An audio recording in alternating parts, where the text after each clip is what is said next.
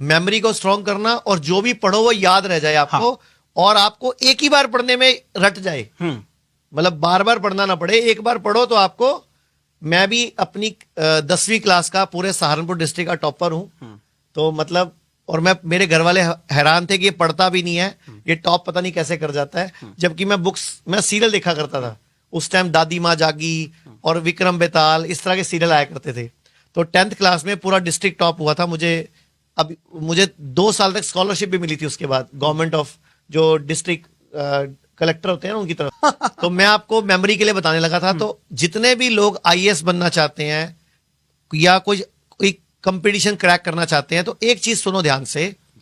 आप रोज सुबह उठ के खाली पेट, उकड़ू बैठ के, नीचे बैठ के, मतलब इंडियन टॉयलेट स्टाइल में बैठ के, 1 कप गरम गरम पानी पीना शुरू करो। पहली बात, उससे आपकी पिंडली दबेगी।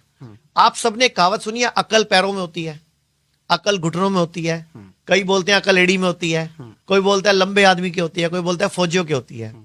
तो क्यों बोलते हैं? हमारी पिंडली सेकंड हार्ट है। हमारे ब्रेन में कितना खून रहता है एक टाइम पे, कुछ आइडिया? आप बताइए सर। 150 ग्राम, 170 ml। और मेरी एक पिंडली में 250 ग्राम खून रहता है। तो दोनों पिंडली में कितना हो गया? 500 ग्राम। यानी कि सिर के मुकाबले 3 गुना खून कहां पड़ा है? पिंडली में। और अकल क्या है मेरी? पैरों में। पूर्वजों ने सिखाया हमें, हाँ। कहावत में, बहाने में। तो जैसे आप उकड़ू बैठोगे या वज्रासन में बैठोगे, आपकी पिंडली दबेगी, वो सारा ब्लड आपके यूज आएगा। नंबर 1। नंबर 2, आपने 15 दिन में एक बार शिरोधारा करानी है। शिरोधारा, आयुर्वेद में पंचकर्म के अंदर शिरोधारा एक टेक्निक होती है। आपको लेटने के बाद सिर पे तेल गिराया जाता है, बहुत सस्ती थेरेपी है। 15 दिन में एक बार वो करा लेना। एक बार 2-3 बार करा लो, फिर 15 दिन में एक बार करा लेना।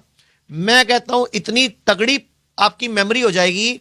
आप एक बार चीज सुन लोगे ना, एक बार चीज देख लोगे ना, आपको याद हो जाएगी। बहुत बढ़िया। क्योंकि दिमाग में जो रसायन है, डोपामिन, ऑक्सीटोसिन, सेरोटोनिन और एंडोर्फिन, ये चारों एक लय में आ जाएंगे, ये चारों बैलेंस हो जाएंगे। इसका नाम फुल फॉर्म भी डोज बनता है, DOSC।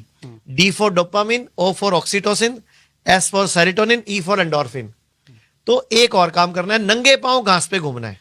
बहुत ये 2 काम कर लीजिए, आपकी मेमोरी शार्प हो जाएगी। और एक मैं सबको बोलना चाहूंगा, सभी बच्चों को, प्लीज हाथ जोड़ के विनती है, जंक फूड खाना छोड़ दो। बहुत अच्छा। ये चाउमीन, ये बर्गर, ये मोमो, ये जो आप खाते हो ना, सैंडविच, और बाहर का खुले में खाते हो ना, जो भी, आप हैरान हो जाओगे। इधर तो आप कलेक्टर बनोगे, उधर आपकी किडनी फेल होगी। इधर आप IPS बनोगे, उधर आपके कोई लीवर प्रॉब्लम होगी। इधर आप कोई एग्जाम क्रैक करोगे, कोई बैंक का या कोई और किसी चीज का, उधर आपको शुगर हो चुकी होगी, ब्लड प्रेशर हो चुका होगा, या सेक्स की कमजोरी हो चुकी होगी। इतना ज्यादा इन जंक फूड में MSG डलता है, इतना ज्यादा केमिकल होता है इसमें, प्रिजर्वेटिव होते हैं, नुकसान करते हैं। आप नियम बनाओ कि रोज 1 गिलास फ्रेश जूस पीना है, मौसमी का, संतरे का, किन्नू का, अमरूद का, अनार का, नारियल पानी पीना है, या गन्ने का जूस पीना है, कुछ भी पियो, लेकिन नेचुरल, बिना नमक, बिना चीनी, बिना छाने।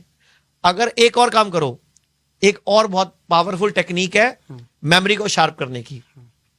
जो भी आप रोटी खाते हो, तो रोटी की जो बाइट है, टुकड़ा है, वो अंगूठे के नाखून जितना होना चाहिए। अंगूठे के नाखून जितना, मतलब रोटी की बाइट 1 सेंटीमीटर बाय 1 सेंटीमीटर होनी चाहिए अंदाजन। हम क्या करते हैं, अभी रोटी की बाइट इतनी बड़ी करते हैं और उसमें सब्जी भर के खाते हैं। तो सब्जी चम्मच से भरनी है भाई, सब्जी में चम्मच है। आपने ना 32 बार चबाना है हर बाइट को और हर पानी के घूंट को। जैसे मैं पानी पीऊं या हर्बल टी पीऊं, तो एक एक घूंट पीना है। होता क्या है, जब हम जबड़े को हिलाते हैं, तो मेरे ब्रेन के सारे रसायन वो एक सामंजस्य में, एक लय में आ जाते हैं। तो आपका ब्रेन शार्प होता है। बहुत बढ़िया। आपकी मेमोरी इतनी तगड़ी हो जाएगी कि आप एक बार चीज सुन लोगे ना, इस जन्म में तो भूलोगे नहीं।